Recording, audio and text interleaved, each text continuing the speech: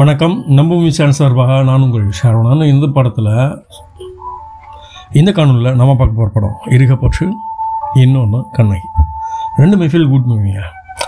ஒரு கணவன் மனைவிக்குள்ளே நடக்கிற ஒரு சம்பவத்தை ஒரு படமும், ஒரு பெண் அந்த பெண்ணின் வாழ்க்கையில் நடக்கிற பரிணாம வளர்ச்சி மாதிரின்னு வச்சுக்கோங்களேன். அந்த பெண் அடுத்த கட்டத்துக்கு போகிறா.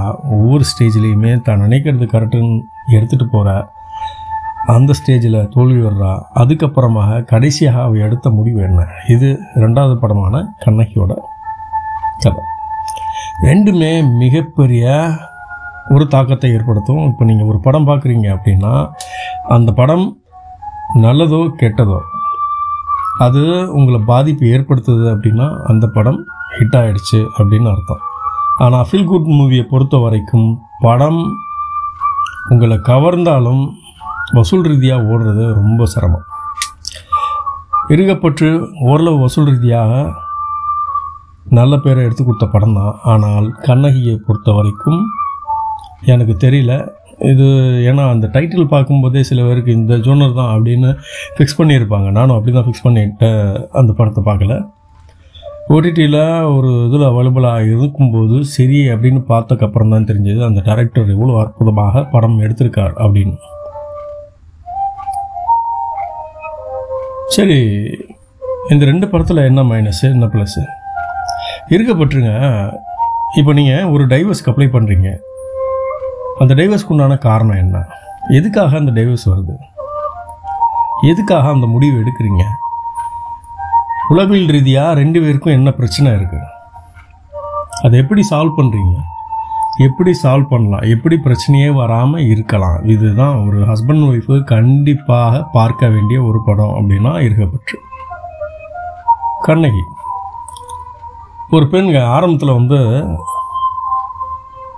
மேரேஜ் பண்ணிக்கணும் அப்படின்னு நினைக்கிற ஒரு பெண் ஏதோ ஒரு காரணத்தினால வரன் தட்டிக்கிட்டே போகுது. வர நேரத்தில் அவங்க அப்பா இறந்துடுறாரு. சரி அப்படின்னு சொல்லிட்டு ஒரு கல்யாணத்தை பண்ணி வச்சிடுறாங்க. அந்த கல்யாணத்தில் அவள் விரும்பி இருந்தாலும் கல்யாணம் தான் தனக்கு செக்யூர் அப்படின்னு நினைக்கிற ஒரு ஃபேமிலியிலேருந்து போனதுனால அங்கே அவளால் சர்வே பண்ண முடியல. ஏன்னா சில காரணங்கள், ஹஸ்பண்ட் சரியில்லை. சரி, இன்னும் டைவர்ஸுக்கு போகிறாங்க. டைவர்ஸுக்கு போகும்போதே இவங்க டைவர்ஸ் வேணாம்னு நினைக்கிறாங்க, ஹஸ்பண்டுக்கு டைவர்ஸ் வேணும்னு நினைக்கிறாங்க. சரி, ஓகே கொடுத்து தொலையலாம் அப்படின்னு கொடுத்தாச்சு. அங்கேயே மீட் பண்ண ஒரு நபரை மறுபடியும் கல்யாணம் பண்ணிக்கலாம் அப்படின்னு போகும்போது செகண்ட் ஒய்ஃபு, அதாவது செகண்ட் மேரேஜுக்கு அவங்க அம்மா ஒத்துக்கலை. அதில் வெக்ஸாக வராங்க. சரி, இதுக்கு மேலே கல்யாணமும் வேண்டாம், ஒன்றும் வேண்டாம், ஜாலியாக என்ஜாய் பண்ணலாம் அப்படின்னு சொல்லிட்டு அவங்க வாழ்க்கையை தறிக்கிட்டு நடத்துகிறாங்க.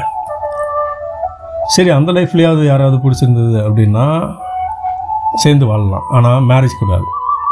அப்படி சேரும்போது அந்த நபருக்கு இவங்களை மேரேஜ் பண்ணிக்கணும் அப்படின்ற ஒரு இது வருது. ஆனால் இவங்க அக்செப்ட் பண்ணலை. அதுக்கப்புறம் தான் தெரியுது இவங்க ஒரு டிவோர்ஸி. ஸோ இவங்க பில்ஸ் நிறைய எடுத்துக்கிறாங்க, ஒரு விதமான மனப்போராட்டத்தில் இருக்காங்க அப்படின்னு.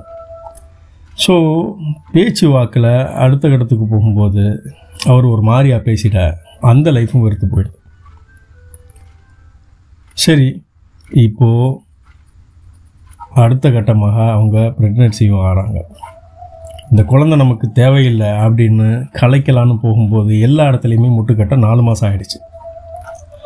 அந்த பர்சனை ஏற்றுக்கவும் முடியல, இந்த குழந்தைய அபார்ஷன் பண்ணவும் முடியல. ஒரு பெண் எப்படி இருந்தாலும் அவள் பெண் தான். அந்த பெண்ணை ஏற்றுக்கொள்கிற ஒரு மனப்பக்கத்தில் இருக்கிற ஒரு ஆண் அவங்களை ஏற்கனவே ரிஜெக்ட் பண்ணியிருக்கும் இந்த பெண். கடைசியாக அவனை சந்தித்து இந்த அபாசனையும் பண்ணலாம் அப்படின்னு நினைக்கும்போது ரெண்டையுமே எப்படியும் ஏற்றுக்கொள்கிற மனப்பக்கத்தில் இருக்கிற அந்த ஆணை கரம் பிடிக்கிறாங்க. இது 4 ஸ்டோரி மாதிரி ஃபஸ்ட்டு சொல்லி கடைசியில் ஒரு நாவல் ரிலீஸ் ஃபங்க்ஷனில் எல்லாத்தையுமே சொல்கிற மாதிரி ஆசிரியர் சொல்கிற மாதிரி வச்சுட்டு கடைசியில் வெளியே இது எல்லாமே தன்னோட கதை தான் அப்படின்ற சொல்கிற விதம் இந்த படத்துக்கு மிகப்பெரிய ப்ளஸ். இது ஒரு ஹாரர் மூவியோ மிஸ்ட்ரி மூவியோ கிடையாது. ஃபீல் குட் மூவிலேயே ஒரு தரமான ஒரு திருப்பு முனையை அமைச்சு அதன் மூலம் எல்லோருடைய மனசையும் கட்டி போட்டிருக்காரு இந்த படத்தோட டைரக்டர். இந்த படத்தோட மைனஸ்ன்னு பார்த்தீங்கன்னா தேவையில்லாத சில கருத்துக்கள் இதில் இருக்குது. பட் தேவையான பல கருத்துக்கள் இந்த படத்தில் வச்சுருக்காங்க. ஸோ அதனால் அதை நம்ம தள்ளி வச்சிடலாம். ஒரு இல்லற வாழ்க்கையில் நீங்கள் உள்ளே போகணும், ஏற்கனவே இருக்கீங்க அப்படின்னா 2 பேருமே கட்டாயம் பார்க்க வேண்டிய இந்த 2 படங்கள் இப்போயும் தமிழில் ஓடிடியில் நீங்கள் நினைக்கிற எந்த ஒரு ஓடிடிலையும் நீங்கள் பார்க்கலாம். யூடியூப்லேயும் இருக்குது. பார்க்காதவங்க பார்த்து என்ஜாய் பண்ணுங்க. மறக்காமல் நம்பும் சேனலை சப்ஸ்கிரைப் பண்ணுங்கள். நோட்டிஃபிகேஷன் ஆன் பண்ணி வச்சுக்கோங்க. நன்றி. ஜெய் ஹிந்த்.